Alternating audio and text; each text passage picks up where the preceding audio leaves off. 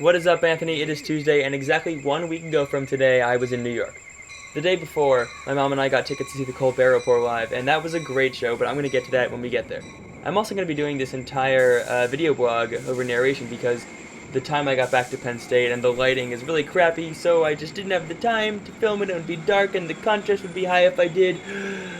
So yeah, I'm going to be doing video narration. So here you can see the train pulling in.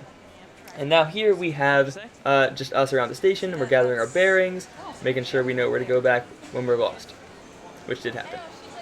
So one of the first things I noticed actually is that the buildings are just so tall. I kept on pointing the camera up at the buildings to look at them. And I don't know, it was just different, because obviously we have a ton of tall buildings at Penn State, but the buildings aren't nearly as tall, and they're not so densely populated. New York probably has the biggest tall building density. So yeah, a lot of these shots are just me zooming up on buildings and just zooming back down. And once I got over how cool the buildings were, I just started looking at more general things as I walked around the city. And this poster is probably the most inclusive thing I've seen. There's a white pregnant woman, an Indian woman, an Asian woman, and a black woman. But in addition, there's also Bubba Gump Shrimp Company, Forrest Gump. A guy who is just sitting there. A frozen ice rink year-round. A semi-frozen pond, that's Central Park. Also in Central Park there was this really cool hula hooping girl, which reminds me of my friend from my acapella group. And then I ran into these guys. So yeah, I danced with them for a while. This was a lot of fun. But then they asked me for tips at the end, which I wouldn't be against, but the aggressive way in which he demanded for them startled me. There was also this sign, and yeah. After that we went up to the Rockefeller Tower, and this is us climbing up, and there was this really cool crystal structure inside. But yeah, we worked our way up to the top. And once we got to the top, there were a lot of other people there just like us. It's really, really cool. So you can see here's the Statue of Liberty. There's also the Hudson River Bridge. Hudson River. Yeah, not Delaware. Hudson River. Okay, that makes sense. And after viewing things like that, I took a bigger look at the entire skyline. And it was really, really cool because, you know, down on the streets, everything is so loud and noisy, and it's hard to gather your thoughts. But up here, everything was so peaceful and serene, and those are synonyms, but it just seemed like an entirely different city, and it was so cool. And I remember getting chills down my back as I just looked on in awe at this majestic city, and I was amazed by it. You should really get a chance to go up to Rockefeller Center. It just gives you such a different appreciation for the beauty that is this skyline. And after this, we finally got to see the Colbert Report. Woo! So this is us waiting in line, and yeah, don't do that. But who's going to see Colbert Report?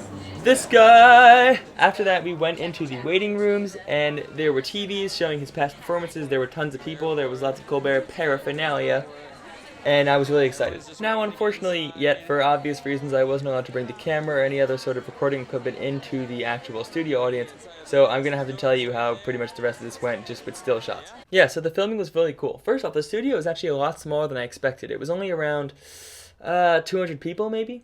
But when we first got in there, they brought in a comedian to warm us up and, you know, just get us laughing, get us on our feet, making sure we clap even when Colbert's things are only moderately funny. But he was really great.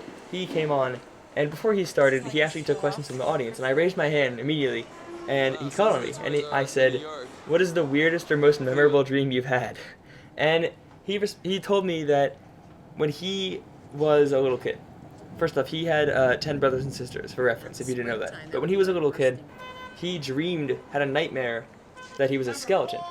And in addition to this dreaming, he actually sleptwalked, and he would go up to his sister and put his, you know, in his dream, his bony skeleton hand around their arms because he needed the touch of flesh to restore his skeleton fingers to flesh.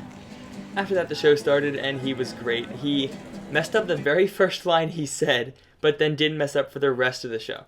So I could keep talking this for a while, but this video is going to get a little long, so I'm going to end this. Last thing that was really cool. So let's see here. Ah, that's me! I'm in the audience. That's me. You can see me. I was on TV. I recorded this episode. Whew. That's about it. Anthony, I also started a video blog called Conjecture over Spring Break, and I am so pumped about that. I'd love to talk about it. I don't have enough time with this, unfortunately. I thought I'd have time for it, but I don't. And I'm going to spend a lot of time next week talking about that for sure. But the link is in the description for this video, so please check it out if you have not already, and let me know what you think. See you Friday, Anthony.